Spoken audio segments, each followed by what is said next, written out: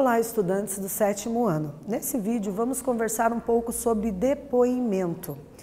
Depoimento é um gênero discursivo, é um gênero textual que apresenta algumas características, algumas peculiaridades. E são essas características que nós vamos trabalhar um pouquinho com maior especificidade para entender como que se constrói um depoimento. Essa palavra, depoimento, provavelmente vocês já ouviram, né, em algum jornal, já leram em alguma notícia que alguém deu o depoimento de alguma situação que viu, que assistiu, que vivenciou, enfim. Com certeza já conhecem, né? Então vamos hoje explorar um pouquinho o depoimento enquanto gênero textual. Então os objetivos nossos consistem em fazer a leitura e a interpretação de um depoimento e reconhecer as características do gênero textual intitulado depoimento. Então, para começo de conversa, você sabe o que é um depoimento? Já relatou algum fato a um amigo ou familiar? Né? Quando se fala em depoimento, o que será que vem à cabeça das pessoas? Será que elas pensam em alguma coisa do campo jurídico, do judiciário? Alguém está dando depoimento em função de ter assistido alguma cena de crime ou de alguma situação irregular? Né? Então, quais são as possibilidades de imaginação que a palavra depoimento desperta aí na mente das pessoas que escutam ou que leem, né, essa palavra? Vejamos as principais características do gênero depoimento. Então, consiste em narrar de forma breve um fato específico vivido por uma pessoa e suas consequências, reflexões. Tipo predominantemente narrativo, com elementos básicos da narrativa, sequência de fatos. Temos então no depoimento um enredo. Enredo é uma palavra que vocês já conhecem porque já estudaram textos narrativos, contos, romances, enfim, vocês têm sempre nesses textos um enredo que é a sucessão de acontecimentos, né? Então a sequência de situações que ocorrem dentro de uma história nós denominamos enredo. Temos a presença dos personagens, né? Qualquer ser atuante que está ali, né, vivenciando os fatos ou como mero observador, mas que se apresenta na história, né, são os personagens, as pessoas envolvidas na situação, né? Tempo, duração das ações da narrativa, nós podemos ter um tempo cronológico e podemos ter também um tempo ali psicológico, né?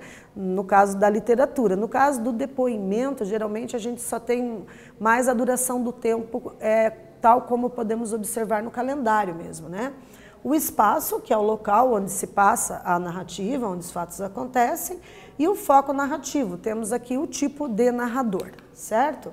Então vamos fazer aqui a leitura de um depoimento. A troca.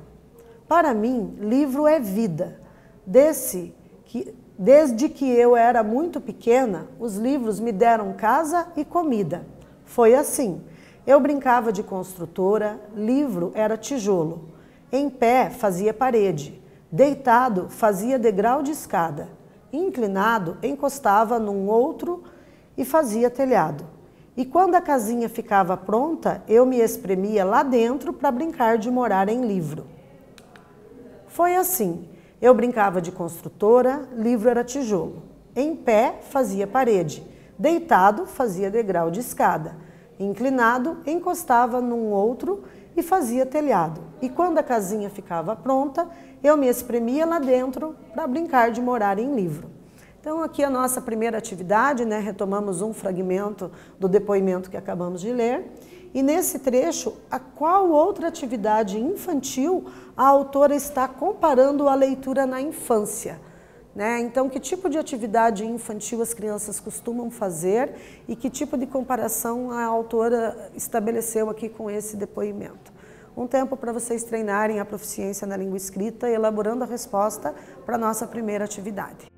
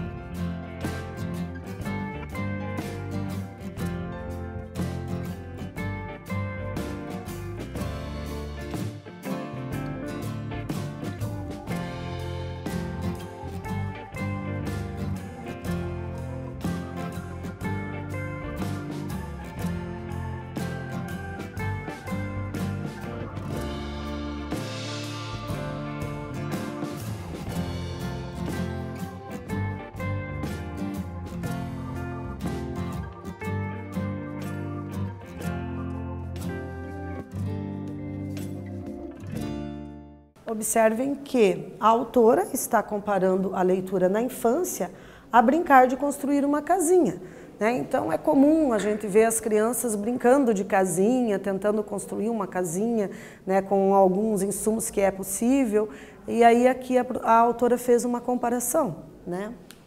Então, continuando agora a leitura. De casa em casa eu fui descobrindo o mundo, de tanto olhar para a parede. Primeiro olhando desenhos, depois decifrando palavras. Fui crescendo e derrubei telhados com a cabeça, mas fui pegando intimidade com as palavras. E quanto mais íntimas a gente ficava, menos eu ia me lembrando de consertar o telhado ou de construir novas casas só por causa de uma razão. O livro agora alimentava a minha imaginação. Todo dia a minha imaginação comia, comia e comia, e de barriga assim toda cheia, levava-me para morar no mundo inteiro. Iglo, cabana, palácio, arranha-céu, era só escolher e pronto, o livro me dava.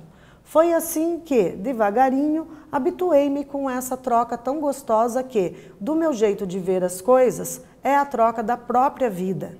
Quanto mais buscava no livro, mais ela me dava. Mas como a gente tem mania de sempre querer mais, eu cismei um dia a largar a troca. Comecei a fabricar tijolo para, em algum lugar, uma criança juntar com outros e levantar a casa onde ela vai morar.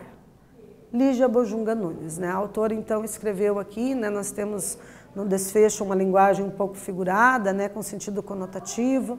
O leitor tem que parar um pouquinho para tentar preencher algumas lacunas e compreender qual foi o final da história, qual foi o desfecho, o que será aconteceu, né? Então, essa daqui é uma estrutura, né, de um depoimento, né? Nós temos os elementos da linguagem denotativa, mas também temos uma linguagem aí conotativa, certo? E vamos para a nossa segunda atividade. Retomando aqui, então, o fragmento, né, do depoimento, nós temos: foi assim que, devagarinho, me habituei com essa troca tão gostosa que, do meu jeito de ver as coisas, é a troca da própria vida. Quanto mais buscava no livro, mais ela me dava. Por que o depoimento recebeu o nome de a troca? Que tipo de troca, né, foi estabelecida aqui? Então, um tempo para vocês elaborarem a resposta para essa questão.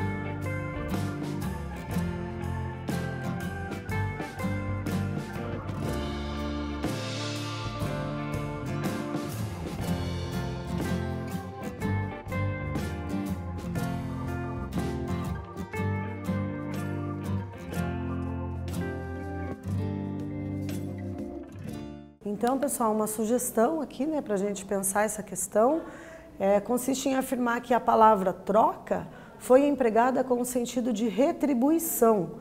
A autora retribui, devolve o que os livros lhe deram, escrevendo outros livros para outros leitores. Percebam então que nesse depoimento nós temos também a questão da metalinguagem. A metalinguagem é um fenômeno no qual, ao escrever sobre um assunto, a pessoa trata também de quais são as características dessa escrita.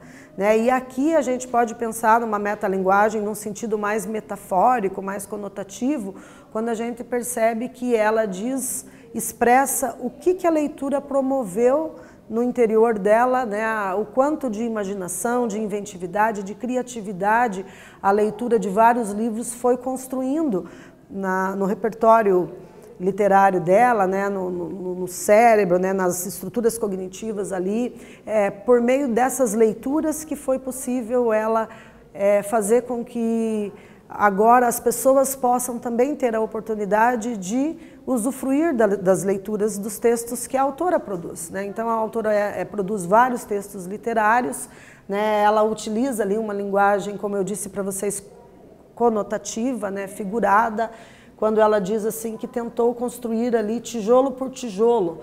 Então, que tijolos são esses? São os tijolos que vão sedimentando ali as estruturas cognitivas do conhecimento do cérebro humano, ou seja, a partir do momento que ela produz textos literários e as pessoas têm a oportunidade de fazer as leituras, elas também vão construindo um repertório linguístico, vão se aprimorando de vários saberes.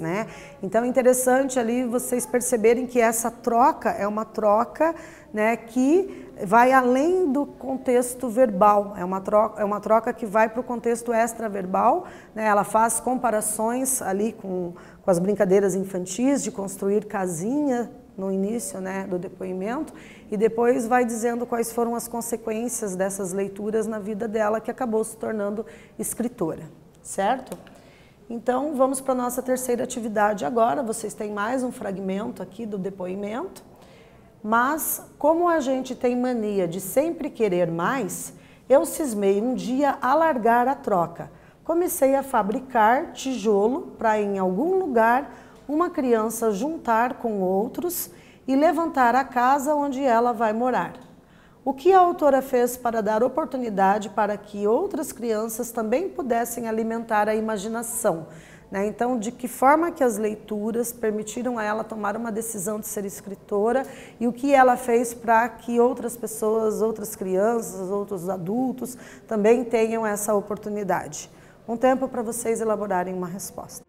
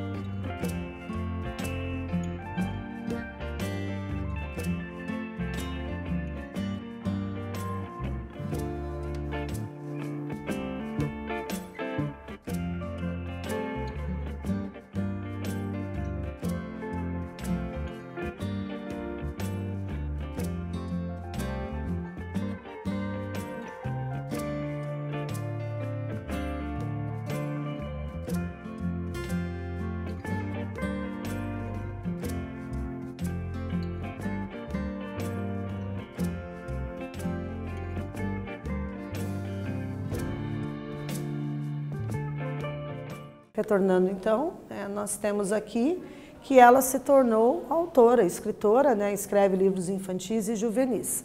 Vocês provavelmente já tiveram a oportunidade de ler alguns dos textos literários dela, né? Talvez não se lembrem do nome exatamente dela, mas quando vocês tiverem a oportunidade de pesquisar sobre a autora, né, eu oriento que pesquisem, porque ela escreveu vários textos literários de diferentes gêneros, certo? Então nós temos aqui para explorar ainda com relação aqui ao início desse fragmento.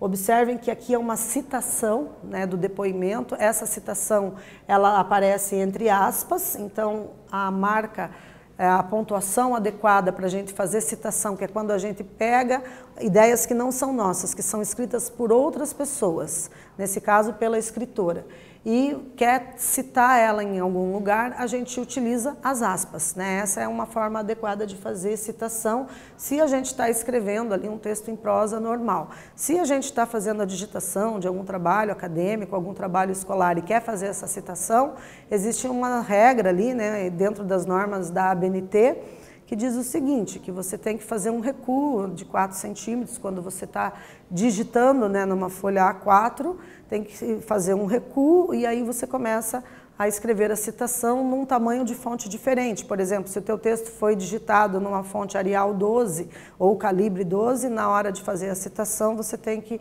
escrever em Arial 10 ou calibre 10, de forma que fique visível para o leitor que as palavras não são suas, né? Elas são de outra pessoa, de outro autor. Então tem que estar ali referenciada a fonte, o ano de publicação e o número da página, sempre, né?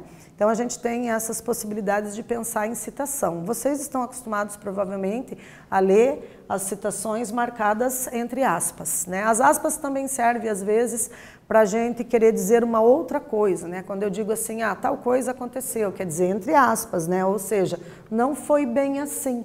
Então existe também essa expressão aí utilizada na nossa cultura linguística, né, de dizer isso aconteceu entre aspas, né, mas na verdade não foi bem o que ocorreu, né? Então tem essa característica também, né, para a gente pensar em uma possibilidade de interpretar o uso das aspas, né?